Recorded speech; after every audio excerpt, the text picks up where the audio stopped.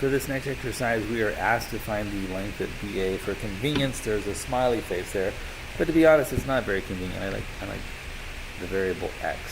So if I'm looking at this angle that's marked 40 degrees, you can see that next to it I have information about the adjacent side. The adjacent side is 18 units long, and I'm being asked to find the length of the hypotenuse.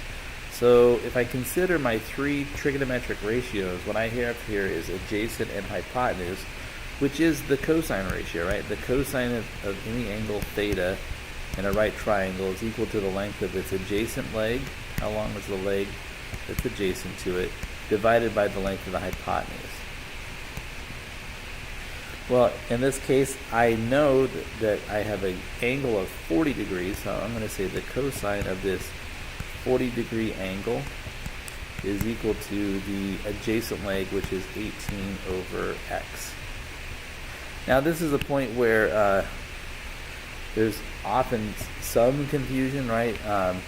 It's a super good idea to, when you see that the variable you're solving for is in the denominator, I really prefer to multiply both sides by that variable.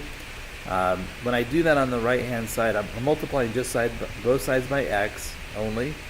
On the right-hand side, I end up getting just the number 18.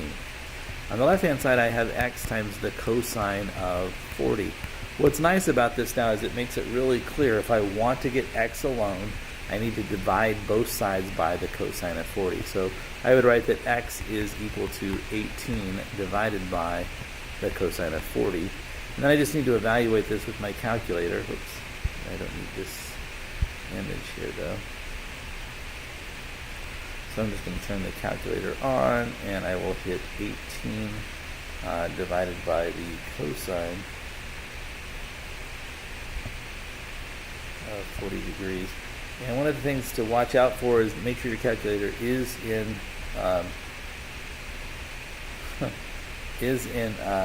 degree mode, and I suspect this one's not.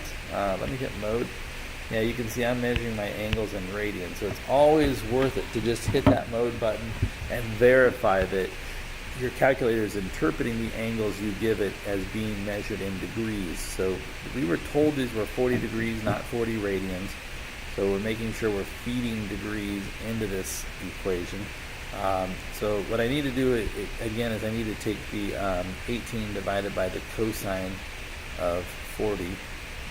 So 18 divided by the cosine of 40. And this time when I'm actually in degree mode, you can see that I get the nice answer of about 23.5.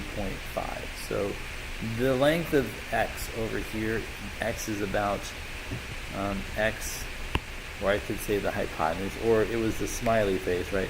The length of this side that's the smiley face is approximately, I'll say 20, it's said round to the nearest 10, so I'll say 23.5 units. And I don't know if those are feet or inches, but they're definitely linear units.